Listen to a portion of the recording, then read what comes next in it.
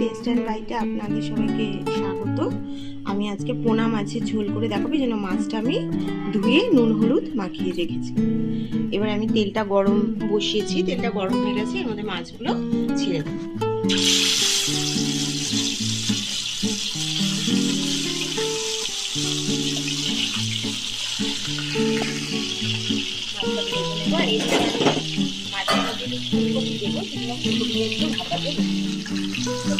Mixie করবো, তাই জন্য গোটা জিরে, আদা, চালমুগড়া আর শুকনো লঙ্কা আমি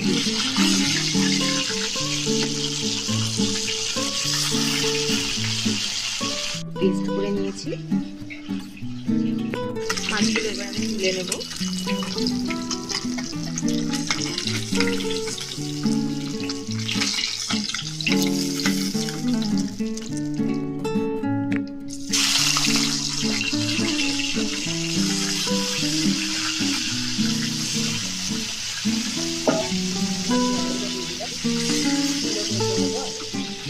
মাছগুলো আমার মোটামুটি ভাজা হয়ে গেছে।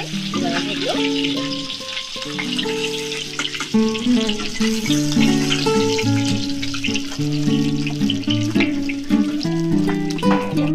এবার আমি ওই তেলের মধ্যেই ফুলকপিটা যেটা সিদ্ধ করে রেখেছিলাম ওটা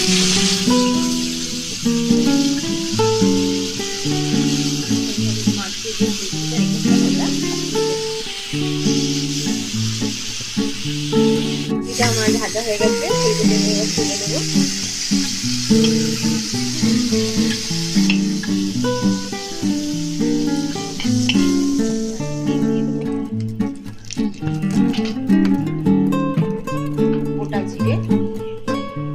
গোটা জিরে আমি ফোড়ন দেব। আলুটার মধ্যে যে নুন হলুদ মাখিয়ে রেখেছিলাম আলুটা একটু গোটা জিরেটা একটু লাল লাল হবে, তারপরে আমি আলুগুলো এবার দিয়ে দেব।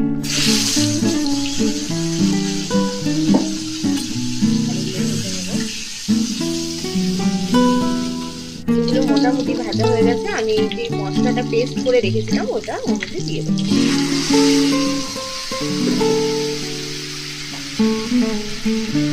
মশলার সাথে একটু নুন, পরিমাণ মতো নুন দেবেন।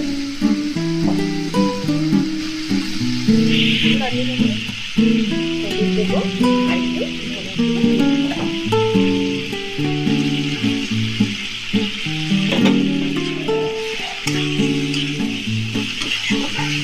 লঙ্কার গুঁড়ো দিয়ে দেবো। ভালো করে কষিয়ে ফুলকপিগুলো মোটামুটি কষানো হয়ে গেছে। এবার ফুলকপিগুলো দিয়ে দেবো, নাহলে মশলার সাথে মাখবে।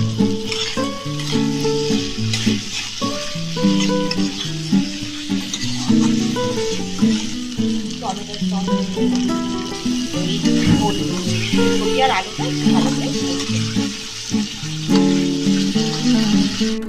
কষানো হয়ে গেছে। আবার আমি জল দিয়ে দেবো,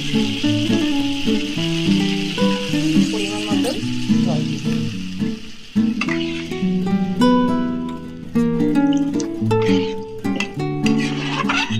জল দিয়ে এটা একটু ঢেকে দেবো।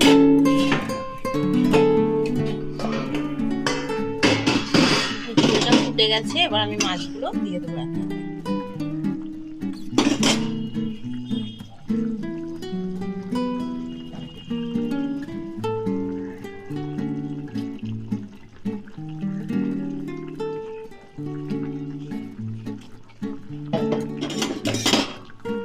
মাছগুলো দিয়ে একটু নাড়িয়ে নেব।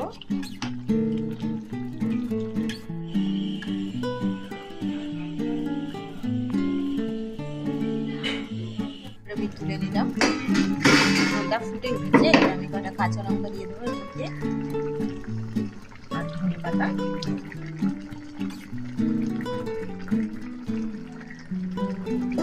একটু ঘি উপর দিয়ে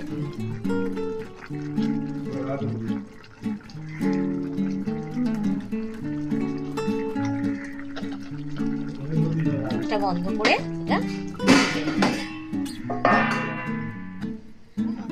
পোনা মাছের ঝোল রেডি। খুব সাধারণভাবে এরকমভাবে আপনারা বাড়িতে তৈরি করে দেখতে পারেন।